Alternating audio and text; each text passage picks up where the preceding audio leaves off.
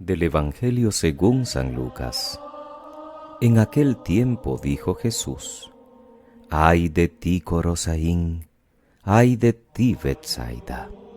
Si en Tiro y en Sidón se hubieran hecho los milagros que en vosotras, hace tiempo que se habrían convertido, vestidas de sayal y sentadas en la ceniza. Por eso el juicio le será más llevadero a Tiro y a Sidón que a vosotras. ¿Y tú, Cafarnaúm, piensas escalar el cielo? Bajarás al infierno. Quien a vosotros os escucha, a mí me escucha. Quien a vosotros os rechaza, a mí me rechaza. Y quien me rechaza a mí, rechaza al que me ha enviado. Palabra del Señor.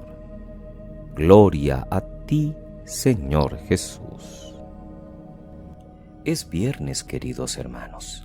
Estamos iniciando el mes de octubre y hoy es día de Santa Teresita del Niño Jesús, religiosa que nació en Alecón, Francia, en 1873.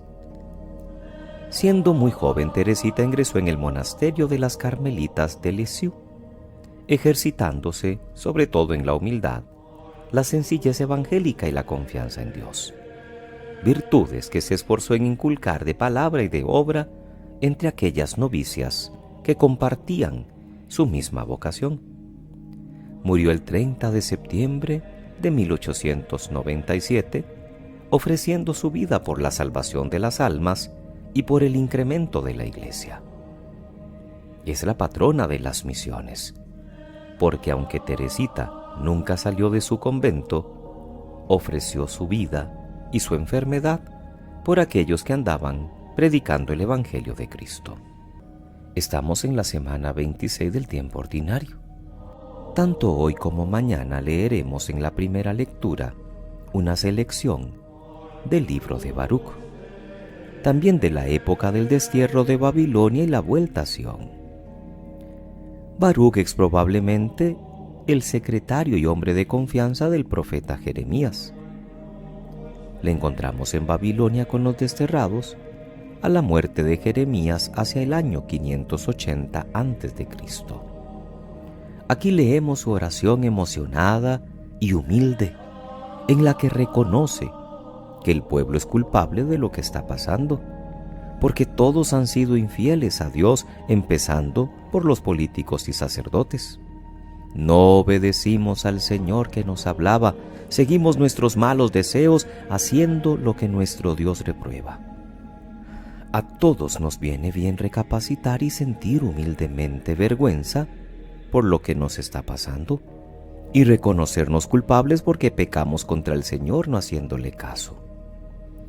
Tenemos que aprender las lecciones que nos da la historia. Los periodos de decadencia de una persona o de la Iglesia se deben seguramente a muchas causas. Una de ellas es nuestra propia dejadez y nuestra infidelidad a la alianza. Sembramos vientos, recogemos tempestades. Olvidamos la base sólida del edificio y luego nos quejamos de que el primer viento que sopla derrumba sus paredes. Por eso la oración de Baruc sigue siendo actual. Solemos excusarnos echando las culpas a los demás, a las instituciones, al mundo que nos rodea, a veces hasta la Iglesia. Pero entonar el mea culpa de vez en cuando, con golpes de pecho bien dados, que serían el nuestro y no en el de los demás, nos ayuda a progresar en nuestra vida de fe. Lo hacemos normalmente al iniciar la Eucaristía en el acto penitencial. Lo hacemos sobre todo cuando celebramos el sacramento de la reconciliación. Y eso nos ayuda a reflexionar sobre si estamos siguiendo nuestros malos deseos sirviendo a dioses ajenos. Porque además hoy se nos invita a corregir la dirección de nuestra vida para no llegar hasta la ruina total. En el texto del Evangelio de Lucas, Jesús y los suyos tenían ya experiencia del fracaso en el trabajo evangélico. Acababan de dejar Galilea, de donde conservaban algunos recuerdos amargos. En su paso por Samaria, no les habían querido hospedar, y en Jerusalén les esperan cosas peores. Jesús anuncia que al final habrá un juicio duro para los que no han sabido acoger al enviado de Dios. Y 3 ciudades de Galilea, testigos de los milagros y predicaciones de Jesús, recibirán un trato mucho más exigente que otras ciudades paganas. Hoy se nombran a Tiro y Sidón. Ayer, recordemos, se nombró a Sodoma. Los de casa, el pueblo elegido, los israelitas, son precisamente los más reacios en interpretar los signos de los tiempos mesiánicos. Lo que le pasó a Cristo le pasa a la comunidad eclesial desde siempre. Bastantes llegan a la fe y se alegran de la salvación de Cristo, pero otros muchos se niegan a ver la luz y aceptarla. No nos extrañe que muchos no nos hagan caso. A Él no le hicieron caso, a pesar de su admirable doctrina y de sus muchos milagros. De verdad que la libertad humana es un misterio. Jesús asegura que el que escucha a sus enviados, es decir, a su iglesia, le escucha a Él, y quien les rechaza, le rechaza a Él y al Padre que le ha enviado. Y ese va a ser el motivo del juicio.